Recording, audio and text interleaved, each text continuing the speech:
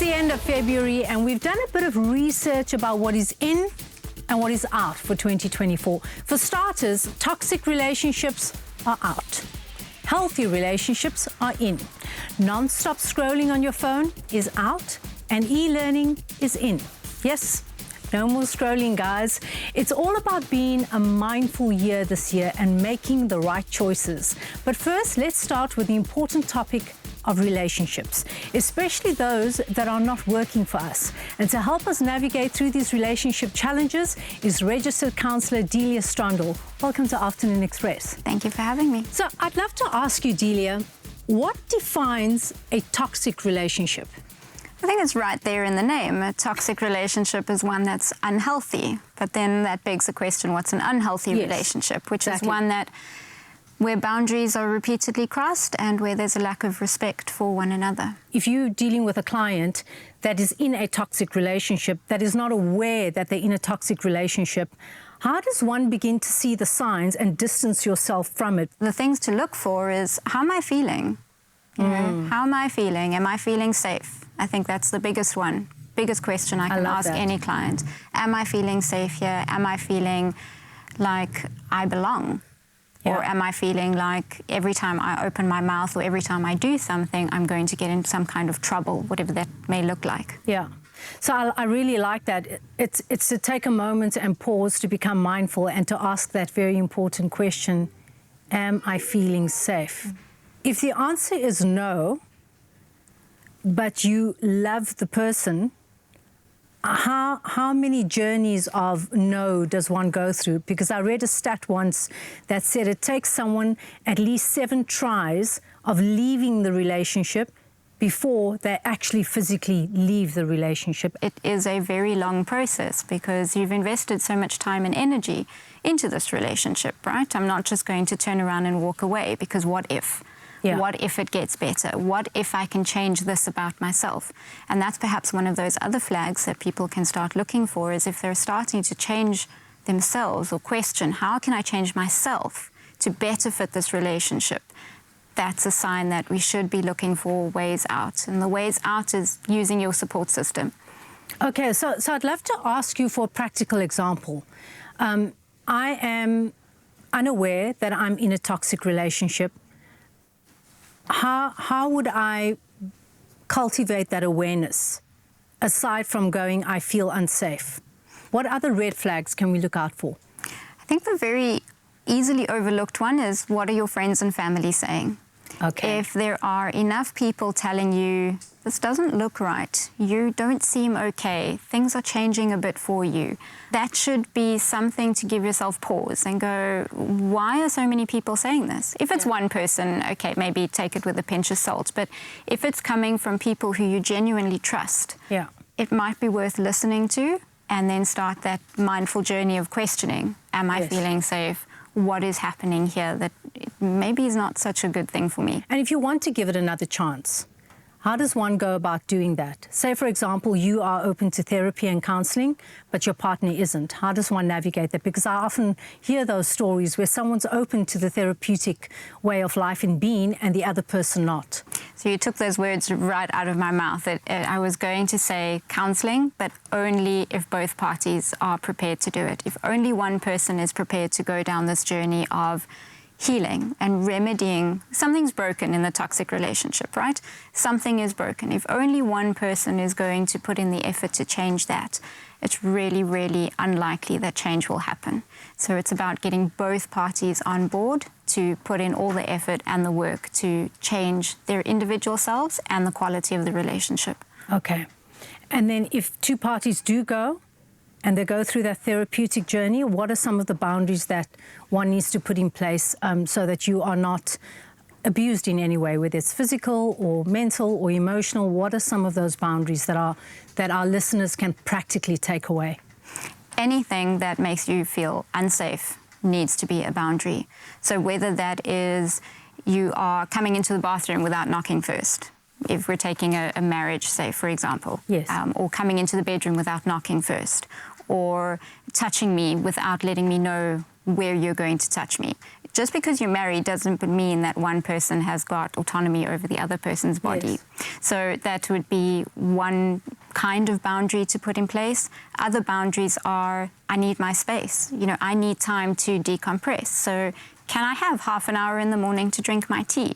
If that repeatedly gets interrupted and overstepped and you don't need that time for yourself, or why don't you want to spend that time with me or do this task or whatever, that boundary is being repeatedly overstepped. Yes. And Okay. again, not safe. So we've been speaking about a lot of the red flags, but I know that you are in a green flag relationship because you've been with your partner for a while. What are some of the green flags in a healthy relationship? That we can argue, and it's okay. We can have an argument, we can have a disagreement. Our voices might get a little bit louder than usual, but there's no shouting at one another. There's definitely no name calling, and there's a fairly quick resolution. Yes. Not all arguments are done and dusted in 5 minutes, but there's a fairly quick resolution. We can have the disagreement, I can hear his side, he can hear my side, and we can either agree to disagree, or we can come to some kind of compromise in the end. And what's important at the end of all of that is that you still feel safe. Absolutely. Thank you so much, Delia. Remember that seeking professional guidance can be a crucial step in breaking free from toxic relationship patterns. On social media, we would like to know from you, what is something that is in for you lately, and what is something that is so last season? Remember to use the hashtag Afternoon Express. We will see you after the break.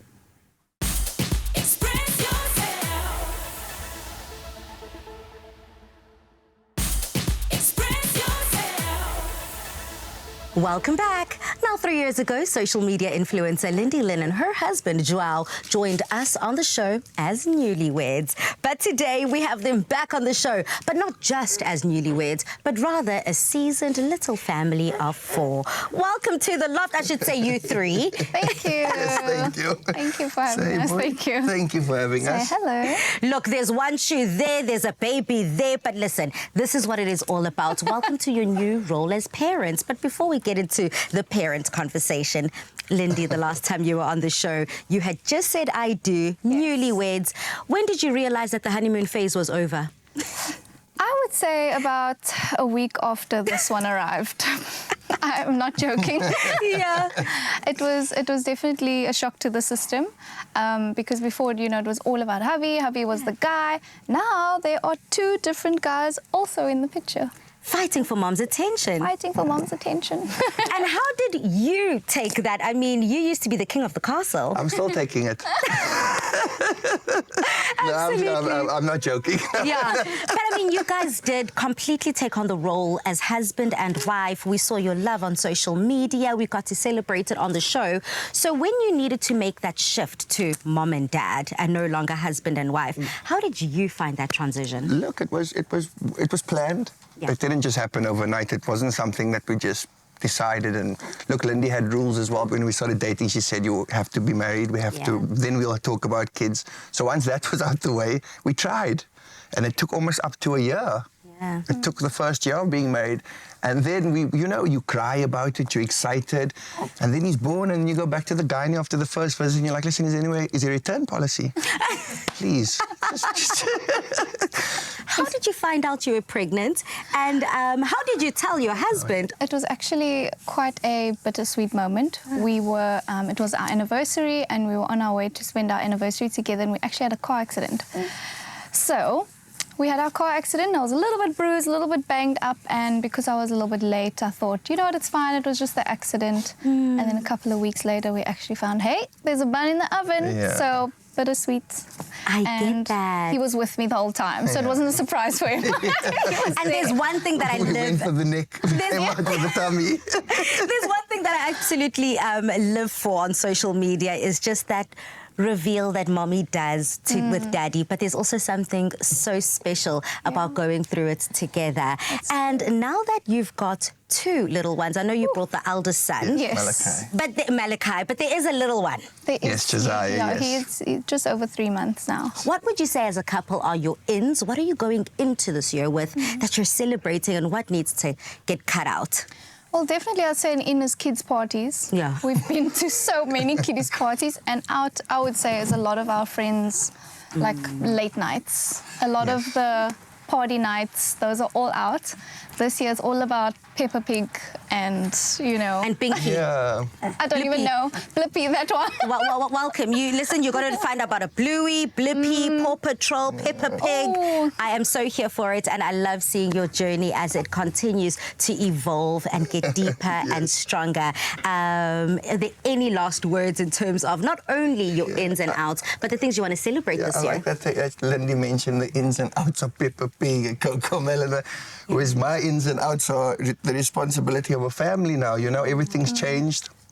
You have to make sure they're going to be okay. Schools, oh my hat. Yeah. Schools is a different You're already thing. on waiting list for So, 2068. Yes. Honestly, when they were born, we had to apply to certain literally schools. are, for and both you know, boys. it's not to sidetrack on that, but like the ins and the outs, it's more than just removing and placing. It's, you know, having kids, it's a true sacrifice. It's when it's no longer about yourself or you know, you see these people young having kids and all of that. You have to push through the difficult times because it will test your marriage. Yeah. We went from date nights and honeymoon phases, like you name it. To nappies. I know I was Lindy, I nearly had a little panic attack on New Year's Eve because we didn't have a babysitter. And all I wanted to do was go see that G-Eazy guy. Oh, yes, of course, the concert. So it's you know, yeah, it's all mind. It's all what you can control. It's all what you put in your mind. It's all, you know, the things you can grab hold of. But it's That's not one all of the bad. ins and outs. No, it's not all bad. We're making it sound like it's good. terrible, but it's actually... You we're might very blessed, you you might know? feel like you're making it sound terrible, but you look incredible. Oh, okay. You look happy, and Thank you. it's also so incredible for myself, who was sitting with you on this very couch 3 years ago, to see the grown-up, grounded version of you two. Nice. So I celebrate you. I love you. And thank you for joining us, little man. Thank you. Thank you. Now, from newlyweds to a family of 4, these two, we wish them all the very best as they continue on their journey raising their little ones. Thank you. Thank you very much. Joining us now is Muriel Adrianso, who is the Executive Head for Delivery for Talent Development at LRMG, who's here to discuss a topic that resonates with many of us in this digital age, and that is breaking free from the endless scrolling on social media and embracing the power of e-learning. So get ready to gain some insights and practical tips on how to leave your scrolling addiction behind and embark on a journey of self-improvement through online courses. That sounds fabulous. Can you please tell us more about it?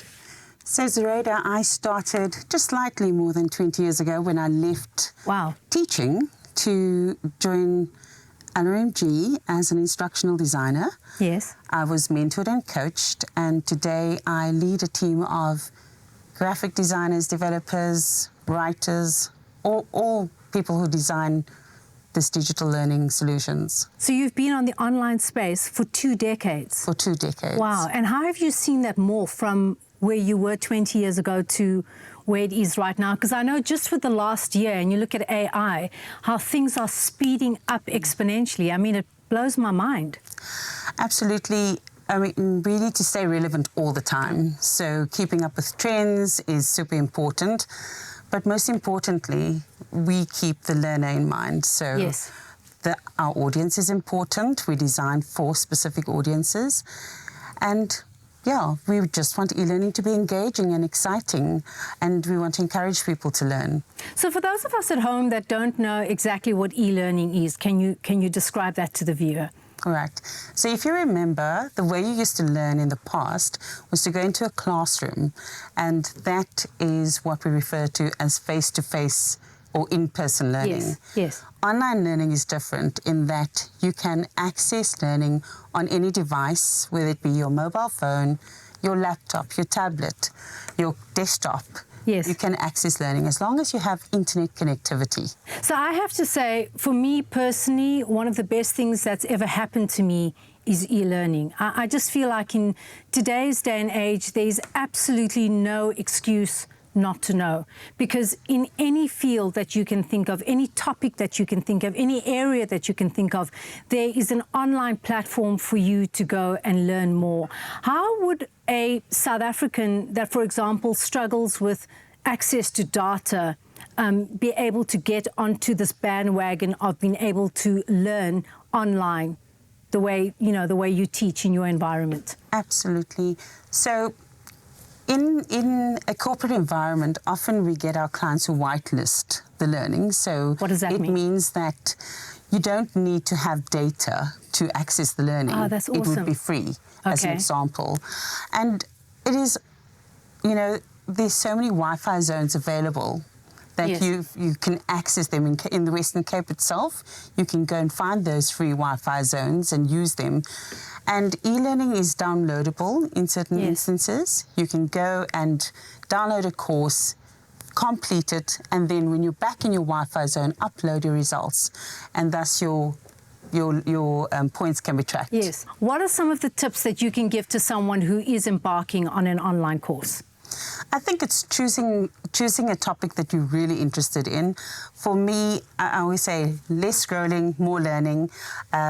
You know, focus on your short-term and your long-term goals and decide where you want to go in. And if you choose something that you're really interested in, it's going to excite you and keep you learning. And also choose e-learning that's interesting. So if you are the type of person that doesn't like click next, Yeah. choose something that's more interactive. Yeah. And I mean, I would just say a tip from me personally, what I find that works for me is that when I'm doing an online course, what I would intentionally do is to set an alarm for myself for a break. So I know that I am online between this time and that time, and to put my phone away, because it is so easy for the phone to ring, a message to come through, to look at that. And before you know it, it's like 3 hours down the line and you're looking at giraffes on YouTube. So thank you, Muriel. Thanks for that. We hope that Muriel's valuable insights have inspired you to take proactive steps towards leaving your scrolling addiction behind and exploring the vast opportunities for learning and growth that is available through e-learning. We'll see you in a bit. Express yourself. Express yourself. Let's bid farewell to the persistent negative self-talk that lingers on in our minds, and let's embrace a new chapter of positivity. Joining us again on the couch today to unpack this topic is registered counsellor Delia Strandel. Welcome back to the couch. Now, I hate to admit it, I'm no stranger to negative self-talk, but for some of our viewers out there who might not know how to identify what negative self-talk is, can you define it for us? I think everybody has negative self-talk, so don't feel bad there. But negative self-talk is a persistent, and that's really key, persistent, pessimistic, negative talk that runs through multiple layers in our lives and is often defined with lots of alwayses and nevers, and it's negative, downright negative. So it seems as if there needs to be that common thread of just ultimate. It's always the ultimate, the most extreme version, the nevers, the alwayses. Having such a negative self-talk within your brain, what does that do for your well-being and your mental health? The thing that's going to suffer the most is one's self-esteem, self-worth. That is going to take an ultimate nosedive, and with that will come the inability to see the good. So we won't seize opportunities, whether it's work or personal life. We might distance ourselves from healthy relationships. So anything that would negatively impact our overall well-being. And what are some of those examples, practical examples of what negative self-talk would look like? I'm fat, as opposed to this outfit doesn't complement my shape. I can never have that relationship, job, insert thing here. Those are those persistent negative things that come through. I wanted some of those examples just so someone at home can be like, oh, I speak to myself like that. What are some of those telltale signs that maybe yourself as an individual, you can say, hey, I've been saying this a lot to myself. That's negative self-talk. Or a family member or a friend to be able to identify that maybe you don't have a healthy self-talk. So one of the easiest ways to start identifying how you talk to yourself is through journaling. So start writing down anything that comes to mind. Try to do it on a daily basis.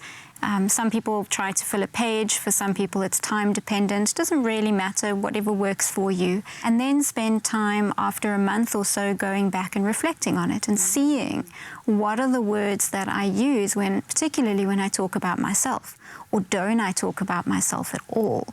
and I completely ignore myself in all my writings and my thoughts. That's also a very interesting aspect or angle of it. If you see yourself in the room, if you recognize yourself, if you acknowledge yourself, and you speak about yourself, what then can be some of those consequences, in your professional opinion, of having negative self-talk? Well, as I said, the self-esteem going through the ground, and then not being able to accept love, not being able to accept a healthy relationship, not being able to seize opportunities because I'm not worth it. I don't deserve those things. I'm not clever enough for that. I'm not pretty enough for that. Any of those things will just immediately cut off any and all opportunities for a happier and healthier and more fulfilled life. While that is one thing that we're saying out in 2024, we are taking out negative self-talk, and we want to implement and put in positivity, light, love. So what are some of those practices and techniques that people can go through and experience to be able to change that self-talk? So if you do start with the journaling and you look back and you see the talk that you're using, if you can identify a theme, so something that you generally pick on about yourself, if you can take one of those things and just start to reframe it in a more positive way. So if you are, I'm not clever enough for such and such, then maybe we can start changing that language to, I don't have enough knowledge about something. The subject. Because that immediately gives me something that I can do about it. I can get knowledge, right? But if I'm not clever, it's a closing off statement and something I can't do anything about it. So as long as I can go back and reflect on what I have written and start to change those words that I use. And sometimes it's even a matter of changing our body. So if changing my thought process is too hard, maybe I can start changing the way that I feed my body. Maybe I can start changing the way that I dress. Activities, Absolutely. So little things, they seem little, but they're actually huge. They have a huge impact that make us start to redefine how we describe ourselves and how we start interacting with our bodies and ourselves. Beautiful. Thank you so much for having this conversation with us, because that is something that I do encourage every South African to practice, positive self-talk. So stop talking negatively to yourself. You are unique, you are beautiful, and you are talented. Always remember that. In the journey of self-discovery, the Absa #She Untamed initiative beautifully encapsulates the essence of going in, exploring the depths of identity and passions so that one can fearlessly shine out in the world like a radiant beacon of authenticity and empowerment. Palesa recently visited the team at their head office in Johannesburg to chat all about this incredible initiative. Let's take a look. In its 20th year, the Absa Cape Epic celebrates by elevating the #She Untamed initiative, aiming to form 20 all-women teams with a dedicated focus on inclusivity and diversity. I'm here at their headquarters in Sandton, Johannesburg, to find out more about this incredible program. Ladies, it's so incredible to be able to touch base with you right here in Sandton, Johannesburg. Tina, how has women participation improved in the Absa Cape Epic since the #She Untamed initiative started? And how have you all worked so hard just to break those boundaries and challenge stereotypes? It's such a trailblazing initiative for the Absa Group, in the sense that when we started out as being title sponsor of the Absa Cape Epic, only 2% of the field were all women. And that doesn't even mean that they completed it. So they participated but didn't complete. So when we initiated the She Untamed initiative, which is a women's initiative to drive transformation, diversity and inclusion in the world of cycling, we actually set up She Untamed because the whole narrative around the Absa Cape Epic is about untamed, untamed mountain biking race. And we just thought, just add the She Untamed and let's see where this gets us. Since 2019, which was the birth ground of She Untamed, we've seen a 266% increase in participation in women. With our 2023 field it was 12 teams. So now for 2024, which is the 20th edition, we're looking forward at 20 for 20, which means I've got 40 incredible women that's going to participate in the She Untamed initiative. And for yourself, Mamelo, what made you decide to join the She Untamed program and participate in events like the Cape Epic? What are some of your aspirations in the sport? I was a road cyclist before I joined She Untamed, and I got the incredible opportunity to meet Tina at the ride for Hope Legacy Mandela Jersey launch, and she basically said, do you mountain bike? I said, no. She's like, well, you're going to, in a nutshell. And from then onwards, I literally got myself a mountain bike. I started to learn how to mountain bike, and through failure comes lots of learning. So I thought to myself, this is a brilliant opportunity for me to challenge myself and to also just help other women see that it is possible. Zintle, last year was your first year participating in the Cape Epic. Knowing what you know now, how has your riding and training evolved since then? And how have you been able to experience just support for women in the sport? The two things that I've learned is definitely the importance of partnership and the importance of mental strength. So this year, I'm definitely not taking my partnership for granted. It's a partnership race for a reason after all. It's not an individual race. And then I think also secondly, focusing on young girls in their teens and their early 20s to really hold their hand and support them. We've done what we can in terms of our age group. Now it's time to focus on the younger group. And with all of this insight, Tina, what is your vision for She Untamed? And if anyone wants to get involved, how can they get involved and join this phenomenal community? I think the vision is something along the lines of get more women to get onto bikes, but not just that it's building academies and building this sisterhood. So what does the next generation of rider look like, and what do we need to set up? So it's a financial thing because we are a corporate, so how do you do that? It's nutrition, it is getting you aligned with the right coaches, but then also building an academy that can actually put you through the funnel and start at a young age. But at the same time, it is about, just making sure that even if you don't become a mountain biker, just giving that people that power to understand but you can be a bike mechanic, but just move forward into this space and this realm and teach your family or your daughters or your sisters or your fellow colleagues, because everything that we do is built on the backs of women. So just own it. And finally, ladies, for anyone at home who wants to challenge themselves, step out of their comfort zone and start something new, particularly mountain biking, what would your words of encouragement and motivation be? Yes, this is a huge race and it's extremely difficult. But if we don't encourage people to take that first step and jump in head first, we won't know what to improve on. So first start and the rest will follow. Following on that, it's persevere and show up. Persevere, and just when you think you can't anymore, just one more, because you've got somebody behind you. And make sure that your support structure is one that supports you, even though they might not understand. But I promise you, if you've got the right support structure, then you're sorted. Tina's is one of consistency, and for yourself, Zintle? It's very warming and it's very humbling to think that there's at least one little black girl sitting at home thinking, hey, she looks like me, so therefore I can also do it. So I think it's that thing of knowing that, okay, I'm contributing to that, knowing that they can start today, not tomorrow, not the next week. They can start with this today because it is possible for someone who looks like that. Oh, very moving words from you, Zintle Mamelo, having an emotional moment, proving that mountain bike cycling is more than just a sport, it's a feeling.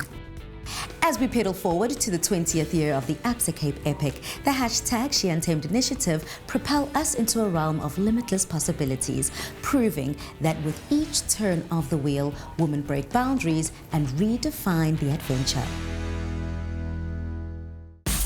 Express yourself. Express yourself. Welcome back. So just about every year, an alarming amount of fad diets appear with the promise of instant weight loss. Many of these diets force us to cut out entire food groups and go against our natural eating habits. So in 2024, we are saying out with the fad diets and in with balanced diets that actually nurture our bodies.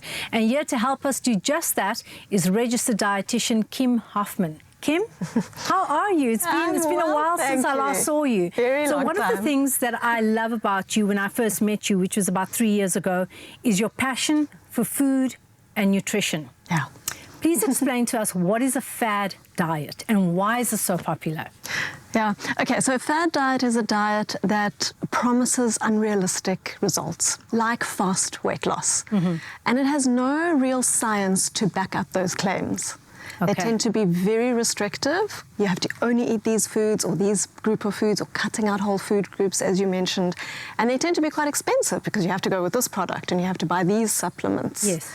So that's a fad diet. So if any of those Well, you will lose weight. Short term. Generally short term, Yes, yes. yes. Because you will lose weight, but the weight that you're losing is actually not fat. Yes. You're losing muscle and water, Yes. which looks great on the scale. But actually what's happening inside physiologically is not great. So out with the scale. Out with the scale. In with what do you suggest? In with listening to your body, learning what your body is telling you. Learn when your body is telling you it needs food. Learn when your body is telling you, thank you, that's enough. Yeah. Learn what foods feel right. Learn what foods don't feel good. Yes. Listening is vital, but listening can also be listening to my body, and then I turn to junk food. So I'd love to ask you, because I know that your passion is healthy, nutritious, energy-dense foods. Yes. How does one listen to one's body and then turn to foods that are medicinal? So I always start with correcting people's structure of their day. So you've got to eat with your physiology. Your body needs energy from early in the day through till later in the day. It needs mostly in the morning when you're busy, needs less at night when you're sleeping. So we've got to get that balance right. We've got to work on portions. And then once our body feels amazing, then when you eat the junk food, Yeah. especially in large quantities, you won't feel good. And then that is listening to the body. I'm not going to do that again because that didn't feel right. Okay. There's nothing wrong with sometimes having something that's not that nutritious for the body but delicious for the mouth. Yes. So it's not wrong to have a chocolate here and there. Yes. It's learning how to do it in moderation and learning to actually fill up and give our body the nutrition that it is wanting. What I love about so many of the topics that we're doing on Afternoon Express at the moment, and all the experts that are coming in, they're all telling us to be mindful. And I love what you're saying about being mindful about what you're eating and what your body feels like. I heard from a dietitian that around 2/3 of the population are lactose intolerant and don't know this. That's Scary. crazy. Yes, it is scary. How does one tap into that? How does one become aware of that? So again, when you start doing the right things for your body, you can tell when you're doing the wrong things. So it's listening out for symptoms. Your body is constantly sending messages out and telling you what's happening. And listening to these symptoms and learning from them, using these cues to either not do or do more of, is the way to go. So it's listening, it's stomach symptoms often that we're looking at. So bloating, gas, diarrhea, vomiting, nausea, those kind of things. It can also be like a swelling of the mouth if the throat closes. These are just symptoms and signs that the body shows you, not necessarily lactose, but other foods as well. Itching, rashes, those are all signs that potentially you're putting something in your body that's not actually agreeing with it. I was just about to ask you, is it true that so much starts and ends with what you eat? Yes, absolutely. But also quite interestingly there, sometimes your body does react, but it's because it's not actually happy. Yes. And if we correct it, if we heal the gut, we can tolerate those foods again. Yes. So a lot of people cut, end up eating hardly anything because they're so scared to eat anything. Yes. And all they need to do is fix the problem, and then they can eat most of the foods again. What are you appreciating about the no-lac range? It gives people the option to use dairy, even if they are lactose intolerant. Yes. Dairy is is such a good nutritious food to incorporate in the body. So delicious. Specifically, absolutely, I love it. Milk and yogurt, fantastic to use as part of meals, fantastic to use as snacks. They give excellent energy, give protein, so there's sustenance, also a great source of calcium and other essential nutrients. So if you're lactose intolerant, that does take something away from you. And so these lactose-free milks that are coming out are fantastic, that everyone can actually still get this fantastic food. Yes. I love that. Thank you, Kim. If you have a specific dietary need and goal, then reach out to a professional dietitian like Kim for more help and information. But for now, we can all work on our awareness to listen to our bodies and feed it the nutritious food that it needs. And if you suspect that you could be lactose intolerant, then visit us online where we've posted a link for more information, and consider trying No-Lac's range of lactose-free products as a dairy solution. Say goodbye to nausea and cramps and say hello to delicious freedom with No-Lac's range of lactose-free milk and yogurt. Be free with lactose-free. Using a hammer to create art with something as delicate as flowers seems unconventional, right? While the results are undeniable. It is absolutely gorgeous. Social media influencer Lindy Lynn joining us in Jay's Hacks. What do you have up your sleeve? We've spoken at length on the show about how ridiculous the cost of packaging is and how wasteful it can be. So this is a fun way where you can have fun as a family and create something beautiful. I love that. Now, what is the first step? Because Lindy, this looks a little bit intimidating. Well, it's actually not. I mean, apart from the hammer situation, it's really simple. So I've got some plain cardboard. So there you go. And Lindy, I know you are someone who enjoys the finer things, prettier things in life. So I thought this would be cool for us to do together. How do you feel about this? It's definitely something that I haven't done before, but I'm keen to learn. I mean, I've got almost a preschooler, so I'm going to need to get in there. Why not start now? So what we're going to do is we've got a plain piece of paper, right? Yeah. And then we've got these little flowers. So the idea is that you're using the flower as your ink pad. So naturally flowers have oils, they've got, you know, colorants in them, and we're basically going to transfer them onto the paper. So you'll put them upside down and you can be as creative as you want. You can, you know, pick the petals off. You can use the little stamens. Can we share flowers? We can share flowers because sharing is caring. Sharing is in. I love that. And are these edible? These are edible flowers. Wow. So that's, you know, especially when you've got kids around, that's great because you know that they're non-toxic and that sort of thing. Yes. You could use flowers from your garden as well. Now, you two might be too young to know what this is, but I don't know if you remember what an overhead projector is. Of course I do. That was very much in my time. Remember that this is, you know, it's not necessarily going to look the way you intend. I think it's more organic. Oh, Jay, Rustic, but you'll see it's gonna look amazing. So hammer in hand. Hammer in hand. Okay, now we're gonna just think about something that you just want to clear from your mind, and you're just going to press the flowers slightly. Okay. So you can get a bit of a rub around. Okay. It's also easier if you just push and spread. That's actually the technique I'm using. I'm rolling my hammer on the paper. So I mean, it would look nice like this as well if you just kind of left this. So what's really fun is seeing how the colors, I mean, I've used some pink flowers and it's actually turned into like a violet color. Oh, so it's just about, but how pretty it's is just this? about, I'm that's like, just as cool. I'm like, I see the card. That's super cute. But how much cuter is this? Because at the end of the day, what you can do is put this up on a frame. I mean, how beautiful that would be. Just frame it, and it can almost be like a glass kind of installation in your house. Shame, my one looks a little bit sad. A double whammy. I think it's beautiful. Remember, you can also add more flowers to it. Jay, again, hats off to you, sir. Yes. Thank you for bringing us another hack. I now understand why flower pounding is a trending social media hack and a definite in thing to do. On our social media platforms, we would like to know from you what's something that is in for you lately and what is something that is just so last season. Leave your comments and please do remember to use the hashtag Afternoon Express in all of them. See you in a bit. Express yourself. Our pharmacies are on the front line of healthcare. This is Pharmacy of the Week. It means a lot for us to serve the community. We've been here now for 20 years. And, you know, people walking in become our friends because myself and my personnel, we are a family. And when you come into that door, you become a friend.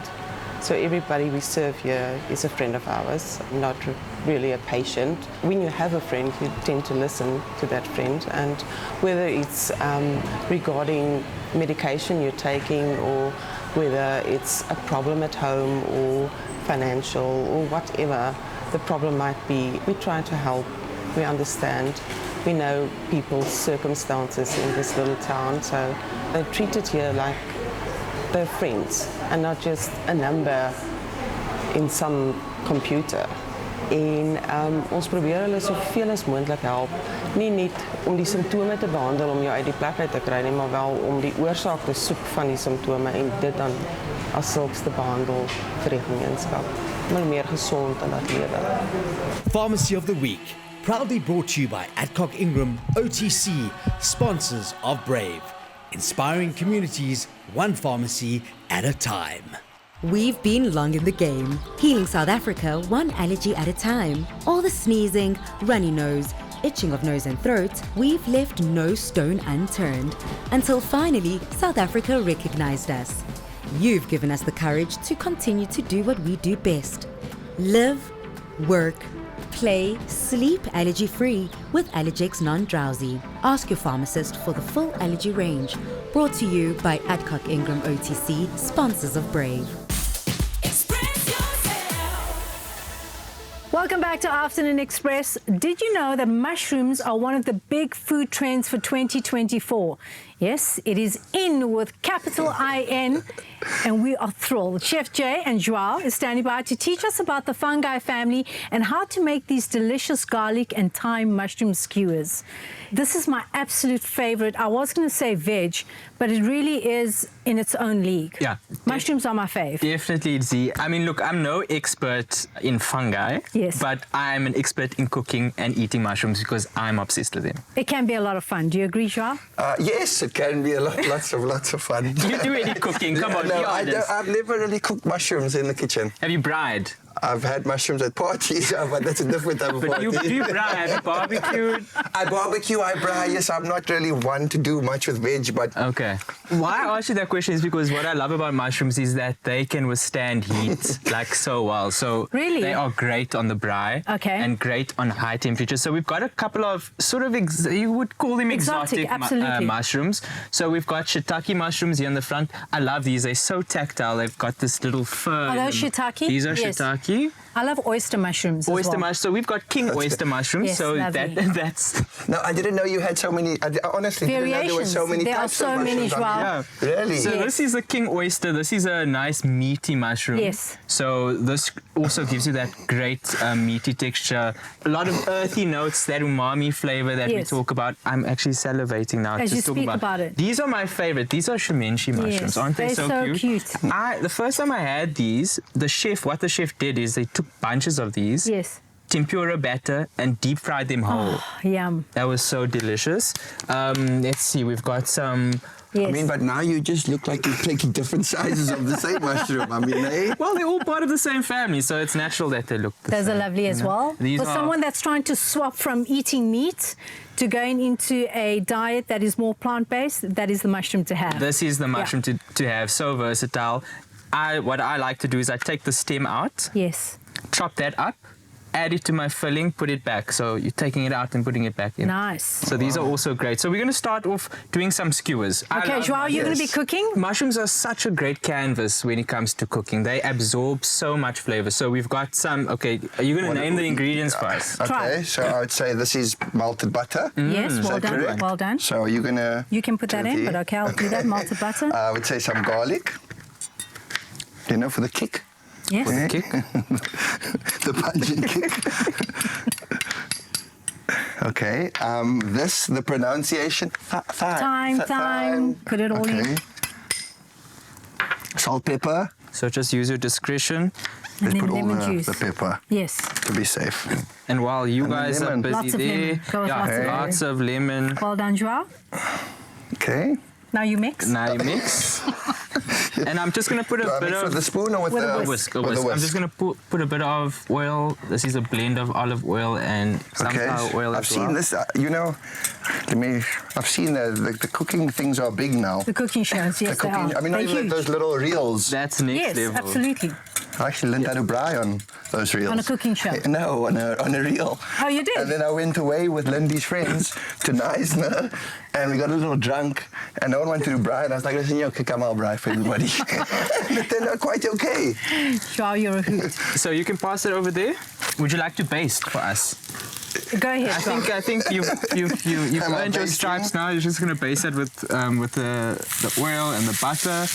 And you can see I'm actually going to crank the heat up right to the top. So high heat, on the grill, on a braai, on a fire if you can. Do I save some for the other side? Save some for the other side, yeah. Okay. And then, Jay, I'd like to ask you this question. When you get your mushrooms, do you wash them? So a lot of the times the mushrooms, if they, depending on where you're getting them from, they could still have some traces of manure, that kind of thing. So I would definitely wash them, kitchen towel, let them dry out a little bit, and then fry them up. I would also be hoping you all get your mushrooms from the local grocery stores, eh? Yes, absolutely. Yes, just check. Gotta go local. Yeah, so wash the mushrooms before you consume them. I've seen that they make steaks as well. Yeah. Mushroom steaks, I mean, yes, look at absolutely. mushroom steaks. I've seen that. That's quite a big thing now. That smells delicious. That sounds delicious. I'm going to go in for a taste, see?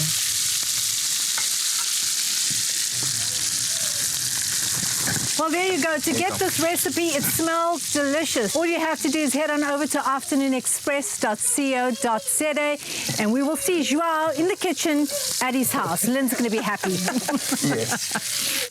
Oh, just like that, the smells coming from that kitchen is absolutely incredible. But before they eat without us, Lindy, can everyone please join us? Come to the lounge. Hey, boy. Oh. And how is that? Jay, do we have a transformed foodie within Joao? He was so impressed with those mushrooms. I was impressed with those skills, man. You got to keep the cooking going. Yep. Well, on social media, we wanted to find out from you what is in for you lately and what is so last season. Lindy, I'm going to start with you. I've been noticing a lot of more raw content, so a lot more natural content, I would say, as opposed to very curated, edited, Photoshop, that sort of thing. So that's my go-to. I'm not there just yet. And for yourself, Z? Oh my gosh, what's in for 2024? Intention. And what's out is caring what other people think. Abantu bazotini, out. And Baba, for yourself? I would say, well, you put me on the spot here. I would say discipline. Discipline would be in for 2024. Oh yeah. Oh, I lack discipline. And for our babies. Definitely. The little one is having the time of his life. And Jay, finally for you, my friend. For me, out is definitely procrastinating. Good. Big one for me. And in is just spending more time outdoors.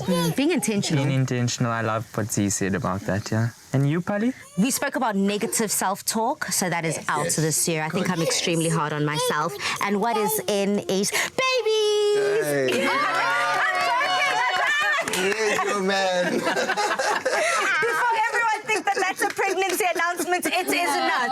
But it starts with jokes. I would love to increase the family and just make a merry little... Beautiful. That should have been an April Fool's prank on you guys. Oh, well, Mzansi, what a great show it has been. Please do remember to catch the repeats of the show on Sunday at 8:30 a.m. But for now, City, stay safe and see you next Tuesday.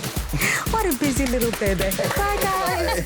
Say goodbye to nausea and cramps and say hello to delicious freedom with Nolax range of lactose-free milk and yogurt. Be free with lactose-free. Another feel-good production.